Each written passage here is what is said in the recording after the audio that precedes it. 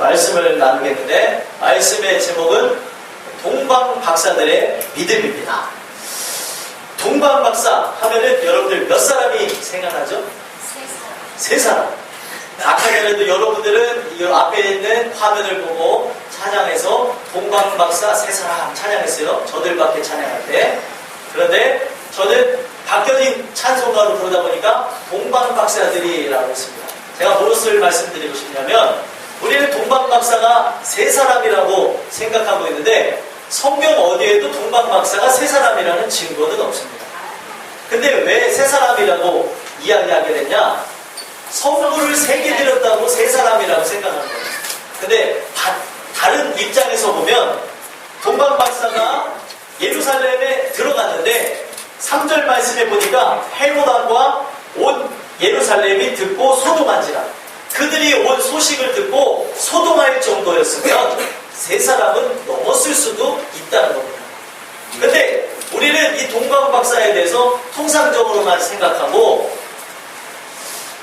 또 개념적으로 봤을 때 자꾸 우리가 교회에서 주일학교 때나 또 전통적으로 들었던 것만 기억하는데, 저는 이 동방박사들이 정말 믿음의 사람이었다는 것을 다시 한번 여러분들에게 말씀드리고 싶습니다. 왜 그러냐? 이 동방박사들과 같은 믿음이 없었어요. 왜 그러냐면 예수님이 베들레헴 땅에 오시는데 많은 사람들이 경배해야 되는 것이 맞지만 경배하지를 않았다는 거예요. 소수의 인원들만 경배했었는데 동방박사들은 저 멀리 동방에서부터 수개월 동안이나 어떻게 보면 아주 오랜 시간 동안 낙타를 타고 와서 예수님을 경배했던 사람들이었다. 그런 관점으로 볼 때 이 동방박사는 굉장한 믿음이 있었고 말씀을 연구를 했던 사람이고 충만했던 사람이라는 것을 설명해 준다. 그래서 여러분들과 저는 오늘 이 시간에 이 동방박사의 믿음이라는 제목을 갖고 말씀을 들을 때에 그들의 믿음이 어떠했는가 살펴보시고 또 내 믿음은 어떠한가 점검해 보시는 귀한 시간을 통하여서 여러분들과 저희 믿음 또한도 이 동방박사들이 가졌던 그 믿음 우리도 갖게 되는 귀한 역사가 되기를 간절히 소망합니다. 자, 동방박사들이 가졌던 믿음 두 가지를 통해서 여러분들에게 말씀을 드리겠는데, 첫 번째 그들이 가졌던 믿음은 어떤 믿음이었냐? 메시아를 기다리는 믿음이 있었다는 것입니다. 여러분들, 메시아를 기다리는 믿음, 모든 사람들이 다 선포된 말씀입니다. 구약에 나오져 있는 내용을 보면 메시아가 와서 너희를 구원할 거라는 그런 함축적인 메시지로 선포되어졌습니다. 메시아가 오면은 너희들의 고난, 환난, 역경, 모든 어려움으로부터 해방될 것이라는 메시지를 계속 선포했습니다. 그럼에도 불구하고 정말 중요한 것은 메시아를 기다리는 사람이 없었다는 거예요.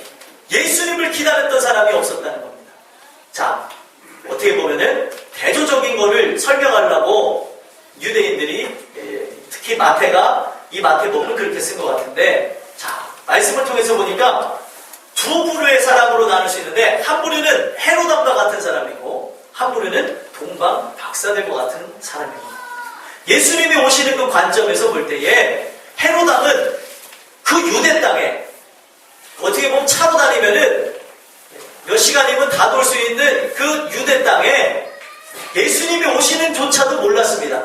그런데 동방 박사들은 동방에서부터 긴 시간을 여행해서 올 정도로 그들의 그 믿음과 그들의 주님의 오심을 향한 그 기다림은 이루 말할 수가 없었다는 겁니다.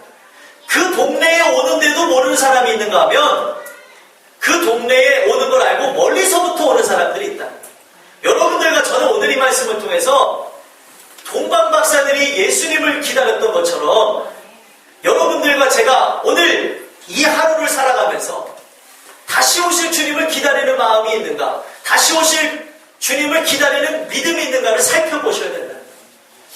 이 동방박사들은요, 많은 사람들이 이 동방박사가 누굴까 하고 고민하던 중에 어떤 결론을 내렸느냐? 동방박사들은 다니엘의 후예일 가능성이 크다고 결론 내렸습니다. 왜 다니엘의 후예가 되어질 수 있냐? 동방이라고 하는 때는 이 박사들까지 나오고 할 수 있는 모든 걸 봤을 때 믿음이 충만하고 그리고 그들에게 하나님의 말씀을 확실하게 증거할 수 있는 사람, 학식이 풍부한 사람이 누군가 하고 봤더니 동방 바벨론이라고 하는 곳에 잡혀갔던 다니엘이라는 사람이 있었다는 겁니다. 그 다니엘이라는 사람이 고위직에까지 올라가면서 어떻게 보면은 성경에는 그를 와이즈맨이라고 부를 정도로 지혜롭고 학식이 뛰어난 사람으로서 바벨론의 제국에서만 그가 사용되어진 것이 아니라 바사 제국에 이르기까지 수십 년간 고위직에 있을 정도로 굉장히 지혜가 충만했던 사람이라는 겁니다. 그리고 그가 충만한 사람으로서 거기서 끝난 것이 아니라 그가 계속해서 얘기한 게 무엇이냐면 메시아가 온다는 얘기를 했다는 거예요. 메시아가 올 것이다. 메시아가 예루살렘에 올 것이다 라는 것을 그가 계속해서 이야기를 했고 다니엘서에도 9장에 보면은 예루살렘의 메시아에 대해서 이렇게 척표되어 있다는 겁니다. 그러면은 여러 관점으로 봤을 때 이 동방 박사들은 다니엘의 후학으로서 다니엘이 가르쳤던 메시아 사상을 그들에게 가르쳐주고 그들이 거기서 그냥 가르침을 받은 것이 아니라 별을 보고 예루살렘에 오고 예루살렘에서 다시 그 별이 떠올라서 베들레헴에 갈 정도라면 그들이 믿음이 있었기 때문에 바벨론에서부터 예루살렘까지의 거리를 보니까 한 4개월 정도 걸어서 갈 거리라고 에스라서에 나와져 있습니다. 4개월 동안이나 걸어갔다는 내용이 나와요. 그러면 이 동방 박사들이 4개월 동안 별을 보고 걸어갈 정도면 물질이 필요하고 그리고 시간이 필요하고 자기의 모든 열정을 쏟아서 나가야 되는데 이것은 믿음이 없이는 불가능했다는 거예요. 그가 예수 그리스도를 기다리고 예수 그리스도를 만나고자 하는 그런 마음이 있었기 때문에 모든 것을 다 내려놓고 수개월 동안이나 걸어서 여행을 하면서 베들레헴에 이르기까지 이 모든 열정을 쏟아붓고 갔다는 겁니다. 자, 여러분들 성경에서 이 믿음이라는 게 어떻게 생겨난다고 얘기하겠습니까? 그렇죠. 로마서의 말씀 제가 늘 인용하잖아요. 10장 17절에 나와져 있는 말씀. 믿음은 들음에서 나며 들음은 그리스도의 말씀으로 말미암으며. 그 다니엘의 후학이라고 생각되어지는 이 동방 박사들이 다니엘로부터 계속 하나님의 말씀을 듣다 보니까 그들 안에 예수님이 콕 하고 박히게 된 거예요. 예수님이 오실 것이다. 예수님이 오실 때는 이러한 징조들이 일어날 것이다 하면서 그들은 메시아를 기다리는 그런 인생을 살았다는 겁니다. 오늘 여러분들과 저도 마찬가지입니다. 동방 박사들이 가지는 믿음 여러분들에게도 있다면 다시 오실 주님을 기다리는 믿음이 있으셔야 된다. 아멘이십니까? 여러분들 어떻게 보면은 이 동방 박사가 더 대단한 것은 오늘날 직업의 선택에 최우선시 되어지는 게 무엇입니까? 직업을 선택할 때 최우선시 되는 게 우리 학생들 예, 저를 봐주세요. 직업을 선택할 때 최우선시 되는 게 뭐예요? 정육이요? 네, 정년 보장. 네, 정년 보장. 아, 네, 정년 보장. 네, 공무원들 정년이 보장이 되죠. 네, 우리 김은미 지사님 언제 은퇴하시나요? 65세 은퇴하시나요? 60세요? 아, 예, 우울한 얘기를 드려서 죄송합니다. 네, 은퇴하는 생각 다들 목을 나시다고 하더라고요. 자, 직업 선택에 가장 최우선시 되는 게 뭐예요? 너무 어려운 질문 드렸나요? 그렇죠. 우리 주호가 얘기했는데 돈입니다. 자, 여러분들 오늘날 많은 사람들이 그리스도인이라고 하지만 직업을 선택하는데 최우선시 되는 게 돈입니다. 근데 동방 박사들이 이 원어의 의미를 보니까 이 사람들은 별을 연구하는 사람들이라는 뜻을 갖고 있어요. 그래서 어떤 사람들은 점성술가라고 하는데 점성술가가 아니고 별을 연구한 이유가 있습니다. 왜 그러냐면 예수님이 메시아라는 분이 분명히 이 땅에 오실 때는 징조라는 게 있을 것인데 자기네가 이 별을 연구하는 직업을 가지면 예수님을 맞이할 수 있지 않을까라는 것이 그들의 직업의 선택의 목적이었다는 거예요. 별을 연구하는 사람이 된 이유가 주님을 만나기 위함이었다는 거예요. 근데 오늘날 많은 사람들이 직업의 선택의 목적이 뭐예요? 주님을 만나고 주님의 영광을 돌리기 위함이 아니라 돈이 목적이라는 거예요. 혹시나 직업을 바꾸실 분들이 있다면 목적이 뭔가를 보십시오. 혹시나 우리 학생들 직업을 선택할 때에 내가 갖는 목적이 뭔가를 보십시오. 이 사람들은 이 별을 연구하게 된 이유 자체가 예수님이 오심을 기다리고 예수님을 만나는 것이 목적이었기 때문에 어찌 보면은 그들이 별을 연구하는 박사가 됐을 수도 있다. 여러분들 제가 가정과 말씀을 섞어서 여러분들 앞에 드리고 있는데 이거는 어떻게 보면은 확실한 겁니다. 그들이 별을 연구하는 그냥 단순히 별을 연구하는 사람이 별이 떴다가 지는 것만 생각했을 텐데 그들은 별을 보고 어떻게 했습니까? 모든 시간을 포기하고 물질을 포기하고 자기의 어떻게 보면은 시간을 내면서까지 수개월 동안이나 되는 그 여행을 하면서까지 주님을 만나러 왔다는 거예요. 그러면 그들의 목적은 돈이 아니고 그들의 목적은 바로 예수님을 만나는 것에 있었다는 겁니다. 그럼 여러분들과 제가 오늘 이 말씀을 통해서 볼 때에 오늘날 우리는 같은 신앙을 갖고 있는 사람으로서 동방박사들도 오시는 주님을 기다렸다면 오늘 우리도 마찬가지입니다. 다시 오실 주님을 기다리는 인생이에요. 그럼 다시 오실 주님을 기다리는 인생에 나는 어떤 직업을 갖고 있으며 이 직업의 목적이 무엇이며 오늘 나는 진짜 그분이 오시는 것을 기다리고 나가고 있는가를 봐야 된다는 겁니다. 성탄의 의미가 무엇이에요? 성탄이라는 것은 거룩한 탄생입니다. 거룩한 탄생이 이 땅에 왔음을 알리는 건데 이것은 과거의 사건으로 끝나는 의미가 없습니다. 이미 여러분들 안에서 예수님이 내 안에 오시는 거룩한 성탄의 기쁨을 누리셔야 되는 거고요.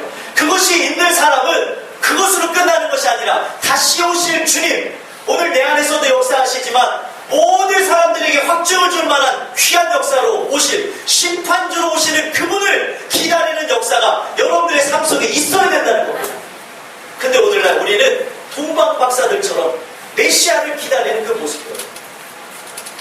오늘 여러분들과 저는 주시는 그 말씀을 통하여서 우리도 하나님 그들이 말씀을 들으면서 말씀을 들음으로 인하여서 그들에게 믿음이 생겨났던 것처럼 우리도 말씀을 들으면서 믿음이 생겨나게 하여 주심으로 다시 오실 주님을 기다리게 없어서 이것이 여러분들의 소망이 되시길 간절히 소망합니다. 여러분들과 제가 오늘 이 말씀을 통해서 봐야 되는 건 무엇입니까? 세상에 있는 많은 사람들은 헤로담처럼 주님이 다시 오시는지 관심이 없습니다. 여러분들이 진짜 종교인이 아니고 신앙인이라면 다시 오실 주님에 대한 기대가 있었으면 좋겠고 오늘도 그 주님은 당장이라도 오실 수 있습니다. 오늘 우리가 세상의 징조를 봐야 됩니다. 이들이 저 하늘에 떠있는 징조를 봤던 것처럼 별이 움직이는 그 징조를 봄으로써 정말 주님이 오실 거를 그들이 미리 예견했던 것처럼 성경에도 분명히 나와 있습니다. 마지막 때의 징조를 보고 있겠어요. 그 마지막 때의 징조가 지금 일어나고 있습니까? 안 일어나고 있습니까? 충분히 일어나고 있고요. 충분히 일어났었습니다. 우리가 이 징조를 통해서 봐야 되는 게 무엇입니까? 곧 있으면 주님이 오신다. 곧 있으면 주님이 오시는데 오늘 우리는 그분을 기다리는 믿음이 있는 거예요. 내 모든 시간을 포기하고 또 물질을 포기하고 내가 갖고 있는 어떻게 보면 지위를 포기하면서까지 주님을 만나고자 하는 그 마음이 있는가 한번 살펴봅시다. 오늘 우리가 주시는 이 말씀을 통해서 여러분들 또한 저 또한 주시는 그 말씀에 대한 그 놀라운 믿음이 여러분들과 저에게도 증거되어지고 여러분들에게도 또 저에게도 나타나게 되어져서 이 마지막 시대에 주님을 기다리는 여러분들과 제가 되기를 주 예수 그리스도의 간절히 소망합니다. 자, 두 번째 동방박사들이 가졌던 믿음이 어떤 믿음이었냐면 예수님이 누구신지 아는 믿음이었다. 자, 여러분 이거 정말 중요한데 오늘날 많은 사람들은 교회는 다닐지언정 예수님이 누군지를 모릅니다. 제가 이 친구들한테도 우리 청소년 청년들에게도 정말 전하고 싶은 게 뭐냐면 예수님이 누군지를 알아야 된다는 거예요. 머리로 옛날에는 머리로는 아는 사람들은 많았는데 가슴으로 아는 사람이 없었다면 오늘날 시대는 어떤 시대냐? 머리로도 알지 못하고 가슴으로도 알지 못하는 시대. 예수님이 누구냐고 하면 설명을 못해요. 그냥 십자가 달려 돌아가 주시고 이분이 그냥 역사적으로 십자가에 달려 돌아가신 게 중요한 게 아니라 나를 위해서 죽으시고 나를 위해서 물가피를 다 쏟고 돌아가 주신 분이라는 거예요. 이분이 오늘도 내 인생 속에 인격적으로 역사해야 된다는 그 사실은 관심이 없이 살아가는 사람들이 많다. 예수님이 누구신가를 모르면 우리의 신앙은 산으로 갈 수밖에 없습니다. 여러분들과 저는 오늘 예수님이 누구신가를 인격적으로 고백할 수 있는지 아니면 지식적으로 고백할 수 있는지를 돌아보셨으면 좋겠습니다. 우리 동방 박사들은 예수님이 누군지를 정확하게 알고 있었기 때문에 여러분들 아까도 읽었지만 예수님을 만나러 들어간 그 집에 들어가서 어머니 마리아와 11절에 나와있죠. 함께 있는 것을 보고 그 아기 예수님 앞에 어떻게 했다고 나와있습니까? 엎드려 경배했다고 얘기하고 있어요. 여러분 정말 중요한 건데 여러분들 아무리 우리 교회 이제 깐난애기가 제일 어린 애가 누구죠? 우리 교회에서? 예준이잖아요. 예준이가 신령하다고 해서 예준이한테 여러분들 무릎 꿇을 수 있습니까? 못하시죠? 이런 차원으로 보여야 된다는 거예요. 분명히 여기 눈앞에 있는 거는 성인 예수님이 아닙니다. 완전하게 보이는 예수님이 아니라 지금은 아기 예수님이 앉아 계신데 이들의 눈은 어떻게 봤냐면 그분이 분명 눈으로 보여지는 건 아기 예수님이지만 그들의 눈으로는 완전하신 하나님의 아들 예수 그리스도를 보여줬다는 거예요. 아멘이십니까? 그렇기 때문에 아기 예수님 앞에 보고 엎드려서 경배할 수 있는 거예요. 여러분 이게 와닿지 않으십니까? 이게 정말 믿음이 있어야지만 가능한 행동이라는 거예요. 아까 전에도 오늘은 특별히 다른 교회에서 이 성민병원 예배를 더 풍성하게 하려고 특송까지 와서 해주시더라고요. 그 친구들한테 얘기를 하는데 아기 예수님 앞에 이 경배한다는 거 쉬운 게 아니라고. 어떻게 그 아기의 모습을 하고 있는데 그분한테 절을 하고 경배할 수 있는 그걸 설명하는데 우리 학생들은 눈만 뻑뻑뻑뻑 아니 뭐 어떻게 하라는 얘기인가. 우리 학생들도 똑같이 눈만 뻑뻑뻑거리는데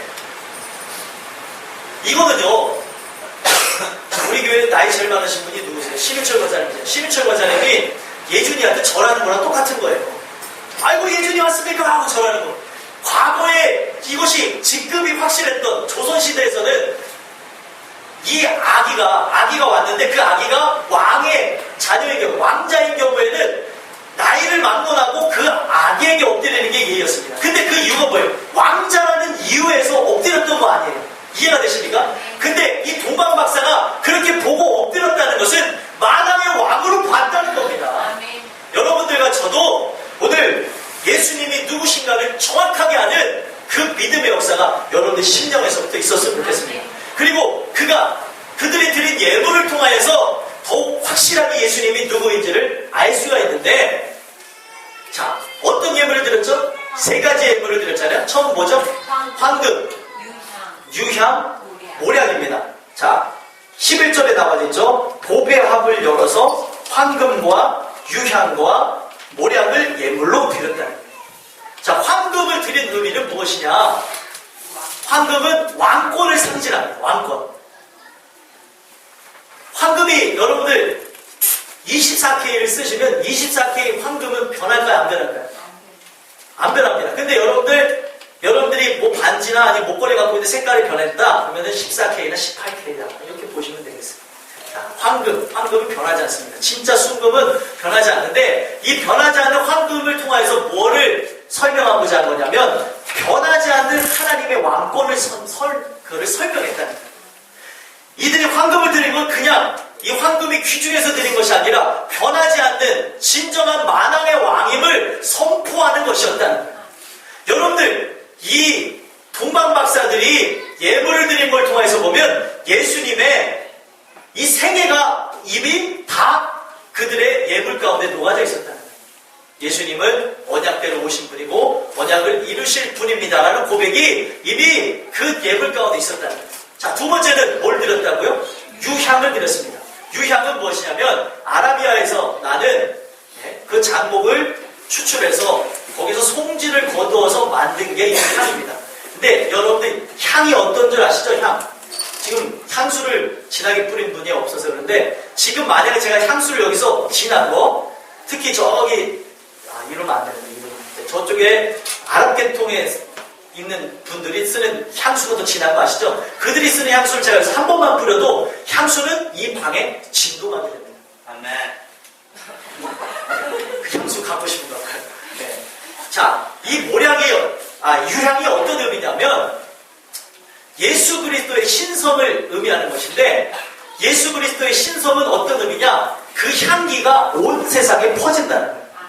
자, 예수님의 신성이라는 건 무엇을 의미하는 거냐면 완벽하신 하나님의 아들, 하나님으로 오셨다는 걸 의미한다는 거예요. 그 하나님은 향기가 만약 이 방에 뿌려지게 되면 이 향기가 이 방 안을, 이 예배당 안을 가득 메우는 것처럼 그 분의 신성 자체가 이 온 세상에 가득할 것이다라는 그들의 고백이 있었다는 거예요. 엄청난 고백 아닙니까? 아기 예수님을 보러 왔는데 그 예수님 앞에 경배한 것도 놀라운데 그 예수님이 누군지를 정확하게 알아보고 하나님의 아들, 그분이 바로 하나님이신 걸 알고 이 유향을 드렸다는 거예요. 자, 여러분들 성경에 보면은 우리를 뭐라고 얘기하고 있어요? 너는 그리스도의? 자, 지금 향기를 얘기하고 있잖아요. 그리스도의 향. 네, 그리스도의 향기라고 얘기하고 있습니다. 여러분들이 그리스도의 향기라고 하는 것, 제가 하나님이 오늘 저에게 말씀을 주시면서 깨닫게 하신 게 뭐냐면, 우리에게 왜 그리스도의 향기라고 했냐면 이 유향과 같은 의미가 있는 거예요. 여러분들 안에 예수 그리스도가 정말 하나님이 되는 역사가 여러분들 안에서 일어나고, 아까 만왕의 왕이신 것을 여러분들이 깨닫고, 또 우리가 예수 그리스도가 진짜 하나님인 걸 여러분들 안에서 깨닫고 그분이 여러분들 안에 계시면 그분 안에 신성이, 그 역사하시는 그 하나님의 신성이 내 안에 들어오게 되어지므로 여러분들의 삶 속에는 예수님이 내 안에 들어와 있으니까, 아까 유향이라는 건 향기를 낸다고 그랬잖아요. 여러분들의 삶 속에 그분이 충만하면 여러분들의 삶 속에 그리스도의 향기가 날 수밖에 없다는 거예요. 이해가 되십니까? 여러분들이 정말 그리스도로 충만하시면 여러분들의 삶 속에 숨길 수 없는 그리스도의 신성의 흔적들이 사람들 앞에 드러내려고 하는 것이 아니라 저절로 나타난다는 거예요. 향기는 드러내는 게 아니라 저절로 맡게 되는 거죠. 똑같은 원리입니다. 여러분들이 오늘 이 말씀을 통해서 봐야 되는 건 무엇이냐면 동방박사들의 믿음은 확실하게 예수님이 누구신지를 알았다는 겁니다. 그렇다면 여러분들과 저 또한도 예수님이 누구신가를 확실하게 아는 그 믿음이 오늘 말씀을 들으면서 여러분들 안에 있게 되어지기를 간절히 소망합니다. 또 마지막으로는 뭘 드렸죠? 모략을 드렸는데, 모략은 언제 쓰는 거냐면 시체를 장사할 때 쓰는 겁니다. 몸에 발라서 악취를 제거하는 거고 마취제로 사용되었던 겁니다. 자, 이거는 어떤 걸 의미하겠습니까? 예수 그리스도의 순환과 죽으심과 부활을 상징하는 거죠. 예수님이 우리를 위해서 죽으실 것을 미리 알았기 때문에 모략을 드렸다는 거예요. 이들은요, 엄청난 믿음을 갖고 있어서 예수님이 이 땅에 오셔서 우리를 위해서 하나님의 말씀대로 언약을 따라서 성경에 응하셔서 살아가시고, 결국에 그것에 대한 결과는 모든 것을 하나님의 말씀대로 이루시어서 여러분들을 위해서 죽으시고 부활하기 위하여서 오셨다는 거예요. 그래서 예수님이 십자가 선상에서 마지막으로 하신 말씀이 무엇입니까? 다 이루었도다. 자, 여러분들 보십시오. 이 동방박사들은 예수님이 말씀대로 오셔서 말씀대로 다 하실 것을 알았기 때문에 이 의미 있는 세 가지 예물을 드렸다는 거예요. 예수님이 자신들을 위해서 죽으시고, 그것을 알고 그들은 이 모략을 드리는 그 모습이 있었다. 여러분들과 제가 오늘 이 말씀을 통해서 봐야 되는 게 무엇이에요? 오늘 나는 예수님을 누구신지를 진짜 아냐는 거죠. 머리로 아는 거 말고요. 가슴으로 알아서 정말 오늘 예수님을 이렇게까지 아기 예수님 앞에도 경배했던 그들의 믿음처럼 아기 예수님이 어떻게 역사하실 것인지를 알고 세 가지 보배 합을 열어서 예물을 드렸던 것처럼 오늘 나는 그 예수님이 누구신지를 아는 거예요. 심판대로 오시는 예수님이 정말 내 만왕의 왕이시고 정말 나의 진정한 하나님이시고 여러분들을 위해서 십자가 달려 죽으신 분이라는 걸 안다면 여러분들도 이 시간 이 말씀을 통하여서 이 마지막 시대에 하나님 앞에 드려야 할 예물이 있다. 다시 오실 주님 앞에 드려야 될 예물이 무엇입니까? 바로 여러분들이라. 여러분들 자신. 그럼 여러분 정말 중요한 건데 오늘 너희는 이 세대를 본받지 마라. 말고 하나님의 선하신 뜻이 무엇인지 분별하면서 살아가라고 얘기하고 있는데, 또 그 전에 너희 몸을 거룩한 산 제물로 드리라고 얘기하고 있는데, 그 의미가 다 연결이 되시나요? 다시 오실 주님을 여러분들이 기르는 인생이라면 우리가 심판주로 오시는 그 예물 앞에 여러분들 자신이 예물이 되시는 거예요. 그게 마지막 예물입니다. 여러분들의 삶을 통해서 드려야 될 마지막 예물. 이해가 되십니까? 그러면 그 예물은 성경에 보니까 예물이 흠이 있는 것이 있고 흠이 없는 것이 있습니다. 여러분들이 이 땅에서부터 그리스도와 함께 나가는 인생이면 흠없는 예물이 되실 것이고요. 그리스도와 함께 나가지 않고 그 결산받는 날, 심판의 날에 주님을 만나게 되어진다면 여러분들은 흠 있는 예물이 될 것입니다. 그러면 그 예물을 드리지 못하고 예수님을 경배하지 못하고 여러분들은 결국에 저 천성에 들어가지 못하게 됩니다. 이해가 되십니까? 오늘 우리가 늘 듣는 말씀이지만 새롭게 하나님이 우리에게 열어주셨어요. 여러분들과 저는 이 말씀을 통해서 기억해야 되는 게 뭐냐면, 나는 다시 오실 주님을 기다리면서 오늘도 성경에 나와져 있는 슬기로운 다섯 처녀처럼 살기를 원합니다. 순전한 신부처럼 살기를 원합니다. 주님이 원하시는 아주 아름다운 그 예물이 되기를 원합니다. 여러분들, 나드 한 옥합을 깨뜨려서 드렸던 마리아를 아시죠? 그 나드 옥합이 누가 되어야 되는 거냐? 여러분들과 제가 되어야 되는 거예요. 내 자신이 깨어질 때에, 내 자신이 정말 진정 말씀 앞에 부서질 때에 우리는 진정 그 향기를 하나님 앞에 올려드릴 수 있습니다. 하나님은 흡양하신대요. 향기를 받으신 분입니다. 여러분들과 제가 이 안에 예수 그리스도의 신성이 없으면 그 하나님 앞에 그리스도의 향기를 흡양함으로 올려드릴 수가 없다는 거예요. 여러분들과 제가 오늘 이 말씀을 통해서 마지막으로 봐야 되는 건 무엇이냐? 예수 그리스도가 누구신지를 아는 그 믿음이 여러분들 안에 있다면 이 마지막 시대에 여러분들의 삶을 통해서 마지막으로 드려야 될 여러분들의 몸과 영혼을 흠없게 보존되기를 원하는 여러분들과 제가 됐으면 좋겠습니다. 우리 찬양했잖아요. 어떤 찬양이죠? 우리가 그날이 도적같이라는 찬양했잖아요. 평강의 하나님이 너희를 거룩하게 하시고 온몸과 영혼이 주 오실 그날에 흠없게 보존되기를 원하노라. 성경 말씀을 토대로 해서 쓰여진 찬양입니다. 자, 주 오실 그날에 뭐가 흠없게 보존되어야 돼요? 나의 몸과 영혼이 흠없게 보존되어져서 정말 중요한 거예요. 내가 제물이 되어야 돼요. 내가 마지막 예물이 되는 겁니다. 이들이 예수님의 그 모든 사역을 다 의미하면서 예물을 드렸지만 이미 예수님의 사역은 우리의 모든 구원을 통하여서 종지부를 찍으시고 이제 다시 오실 주님이 온다면 마지막 예물은 여러분들이 되셔야 된다는 거예요. 아멘이십니까? 여러분들 이 말씀을 잘 기억하고 나가셔서 내가 마지막 예물로서 주님이 내 안에 계시고 그분과 함께 나아감으로 흠없는 예물이 되게 하옵소서. 이렇게 고백하며 나가는 여러분들과 제가 되기를 간절히 소망합니다. 오늘 주신 말씀을 잘 기억하고 나가심으로 이 동방 박사들의 믿음 똑같습니다. 여러분들의 믿음이 되셔야 되고 동방 박사가 예수님을 기다렸던 것처럼 여러분들도 동방 박사들처럼 예수님을 기다려야 돼요. 그 기다릴 때에 주시는 은혜를 통하여서 주님의 귀한 역사가 여러분들에게 있게 되기를 예수 그리스도의 이름으로 간절히 소망합니다. 기도하겠습니다. 하나님, 오늘